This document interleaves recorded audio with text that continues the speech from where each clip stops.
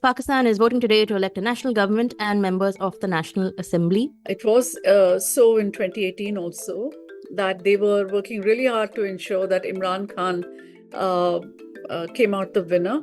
And of course, Nawaz Sharif was in jail then. So you can say history is repeating itself. It's also quite interesting to see the American reactions in Bangladesh elections, which were also not free or fair. There's very strong statements on Sheikh Hasina. Whereas with Pakistan elections, it's just, we will monitor. Okay, we are seeing. So clearly, there is an alignment of interests. Uttarakhand became the first state to adopt the Uniform Civil Code. If God Krishna was alive, he would not have been allowed to stay with Radha. So by I think their that is the own line of argument. by their own analogy, right? If your relationship status is it's complicated, then you better because not only do you have to inform that you're living in, you also have to inform if you've broken up. So if you patch up, break up, then you're gonna have a really hard time if you're in Uttarakhand. This draft, this legislation is not worth the paper it is printed on. It is 200 pages and more. It does not bring in anything new, like people are saying. And this is the most private aspect. My relationship is the most private thing I have. You cannot trust the niyat of a government, which is at one hand, saying love jihad, land jihad, whipping up communal tensions all the time, and then saying, hum UCC la rahe hain because we really love Muslim women. So it is just something that no one's going to want to believe. A BJP government is pushing this Uniform Civil Code at us. And even if you are liberally in some sort of bubble that you would have otherwise supported it, no, you cannot. Because, personally, I am not convinced it's necessary. And I am definitely convinced it's not feasible. Welcome to Chota Hafta. Now, Chota Hafta is but a small, chota version of a complete weekly podcast, Newslaundry Hafta. The Newslaundry Hafta is where you get the week's news, what made the headlines, what didn't make the headlines, but the full version is available to subscribers only. And I don't mean YouTube subscribers, although YouTube subscribers are also very welcome, very, very grateful to you, but also to Newslaundry subscribers, the paying subscribers who pay to keep news free. So you can also become a paying subscriber by clicking the subscription link. Now, what do you get if you're a paying subscriber? You get access to all our paywall content, all interviews, podcasts, and importantly, you get access to a full unedited Hafta, where you not only get to hear the week's news, but you get to hear the Newslaundry editors' positions on matters. You get to see their biases, what are their prejudices. It's an exercise in transparency while also informing you, and we have a few quips and jokes and agreements and disagreements thrown in. So listen to the full Hafta, subscribe to Newslaundry, and pay to keep news free. Here we go. Angrez apna lagan or Newslaundry apna hafta kabhi nahi chhodte. I'm going to be your host for this week because Abhinandan is in Mumbai. He has some work. I can hear you go, oh no, boo. But you'll have to bear with me for this week. He'll be back next week and he shall be your regular host of Hafta now for a very long time. We'll tell him not to take any breaks. So welcome to Hafta. We have had a very action-packed news week. Lots of stuff happening, and we have some special guests who are going to be with us discussing the events of the week. Of course, we have with us Raman sir, editor-in-chief in the studio. Welcome, Hi. Raman sir. Hi. Jayashree, who's joining us from Chennai after a while. And we have with us Nirupama Subramanian, who's now I would first like to introduce you as a columnist with Newslaundry. Before I add other things, she writes this amazing foreign policy column for us fortnightly. You have to check it out. No red lines. She's been with the Indian Express as national editor, strategic affairs. She writes on Indian foreign policy, like I said, national security issues. She's been a journalist for about 3 decades, worked with Times of India, Hindu, Sunday Observer, and India Today. And so we have you on board because Pakistan elections are going on as we speak. And there's been some bomb going off in northwestern Pakistan. There's been a shootout. There's been suspension of mobile and internet services, I think. That's quite unprecedented, I would say. We will discuss that in great detail going ahead. But before that, let's get the headlines of the week from Jayashree. Yes, so here are the headlines of the week. Number 1 is Newslaundry turned 12. So congratulations to everyone. Oh, Next happy is... birthday. Yes. So in Ladakh, a complete shutdown was observed on Saturday as thousands gathered in Leh to demand constitutional safeguards, protection of cultural identity, and statehood for the Union Territory. One of the activists was telling that their adult population, which runs into lakhs, nearly 1/3 of them were on the road. to protest. Wow. He said it was so massive. Yeah, he said Wow. he himself is in favor of it, and he has been pointing this out, through other means. But he was very surprised to see so many people on the road.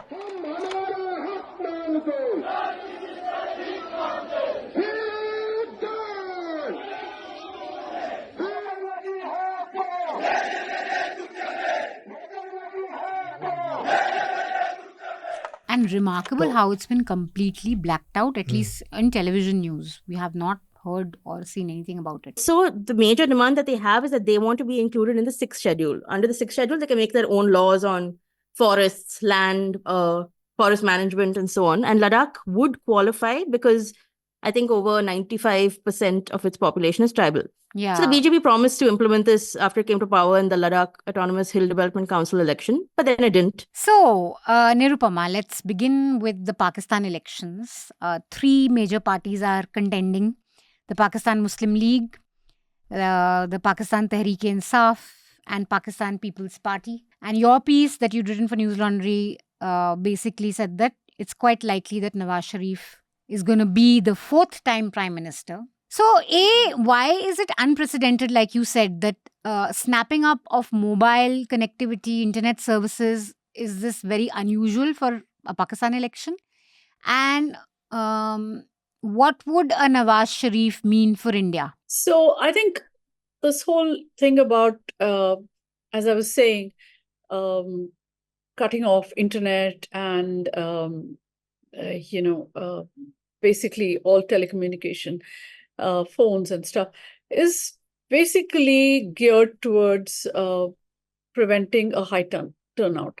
Because it was being said that if a lot of people turned out, it was more likely that they would be PTI supporters.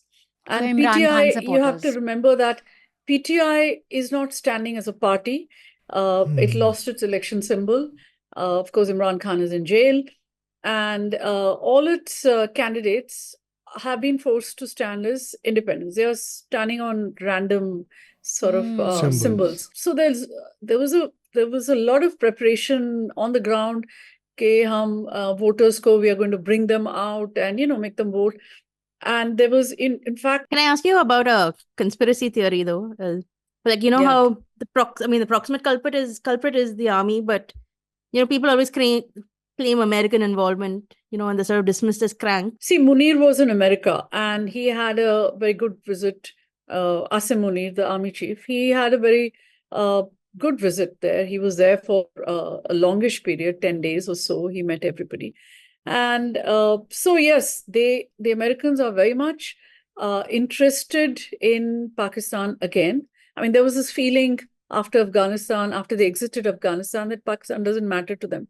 But no, I think they don't want Pakistan to fall into Chinese hands. They don't want Afghanistan to fall into Chinese hands. So they want Pakistan also working in Afghanistan. So coming to Nawaz, he's the only, I think the last time Modi went to Pakistan was to meet him, which was 2015, end of 2015. Much was made out of it. It was supposed to be an unscheduled stop,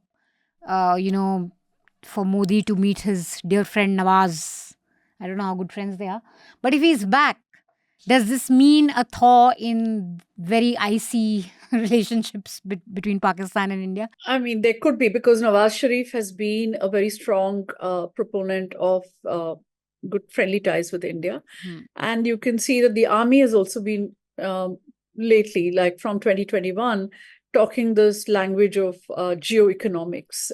We should not focus on geostrategy, but geoeconomics. I want both your views as people in Chennai, very much in tune with southern politics. This whole thing about the Congress party marching up in Delhi, saying that there's been, we are being cheated of our legitimate right. I think the fundamental problem is this, that it is unavoidable that rich states will subsidize poorer states to some extent. But what has worked in the disfavor of states like Karnataka is that so much of this revenue aspect has been centralized, especially with GST. So states have much less revenue flexibility than before, which puts them at the mercy of the union government. So allocations are entirely in the hands of the BJP government.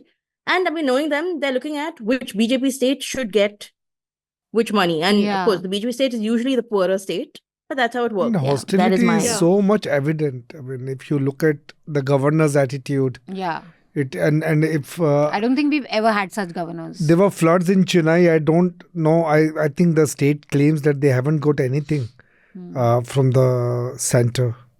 So Anas is here with us. In case you're wondering who that is Anas Tanwir. He's advocate on record for the Supreme Court of India, founder director of the Indian Civil Liberties Union. We have him on board to discuss UCC, Uttarakhand's endeavor at proposing a common law, which is actually not a common law, but we'll get into that. Firstly, I was wondering, and we were discussing this at the start of the show, can this even pass the test? I mean, shouldn't this be appealed? Shouldn't someone go to the Supreme Court? Because A, it's not common, because there are lots of exemptions. Tribals are exempted out of this. The Hindu Undivided Family Act remains because it's central. LGBTQ community is not going to be included in this. Look, it will be challenged. It will definitely be challenged, but I'm not a votary of a wholesale challenge. You will have to, I mean, there should not be a public interest litigation for this, because what happens oftentimes, it is a half-baked, half-cooked petition that are filed for the court, mostly to stop proper petitioners coming to the court. I'm glad that you did not start with that. It is historic, this is great, Mahan and all that, because every other journalist and anchor is doing that. Mahan, Aitihasik, kaise? And everyone is saying that it is giving so many rights to women. Where are those rights? And this government, from union to different states, have a tendency of trying, being a controlling government. They want to control every aspect of your life.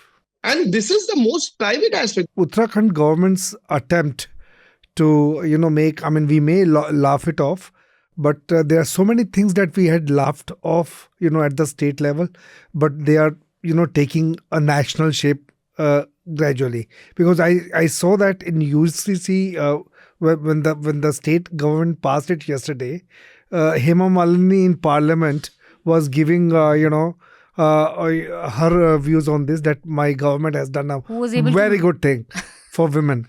So and the irony that she was able to marry her husband because they converted. Yeah, and then I think there will be people who will see it as a way to impose rules and restrictions against a certain community, and there will be other communities that will see it as something that attacks them. So I don't think at all that there is that this is a stage in our national journey that we can bring in UCC. And also UCC cannot be just brought in. It has to be discussed because it affects the personal lives of so many people. It can't be just dreamt up one day and then, just slapped on people the next day just because you have a brute majority in parliament. Firstly, this conversation has to be led by Muslim women because I think it directly impacts them. So the conversation, at least on some personal laws. It also directly involves Muslim men. Why? But men have an advantage of marrying more than once. No, women don't have it. So that is unjust. It is unequal. Have you heard from any Muslim woman ever saying that I want to marry more than one? Is this demand coming from Muslim women, or is this demand But if it coming was from allowed, you? maybe they'd want to. I think when a discourse is currently being shaped by Hindu men, I think it's a bit disingenuous to then say, well, we need to hear first from Muslim women and only then hear from Muslim men. Because currently, I think, I Because it agree with you, impacts in Muslim theory, women in most. this perfect sort of world, that sort of hierarchy of belief would work. But I would say right now, it makes absolutely no sense to say that because... बस मुफ्त में इतना ही मिलेगा. For the full uncut podcast, subscribe to Newslaundry and pay to keep news free. The best way to listen to the Hafta and indeed all our podcasts is through the Newslaundry app. You can download the app by clicking on the links given in the show notes. So do download our app and get the best podcast experience. And also pay for news and support a new news media ecosystem that Newslaundry is trying to encourage, where we are accountable to you because we run on contributions that you make. We don't take government ads, we don't take corporations ads, so that news serves the public, because when the public pays, the public is served. Subscribe to Newslaundry, click on the link in the show notes below and proudly say, I pay to keep news free.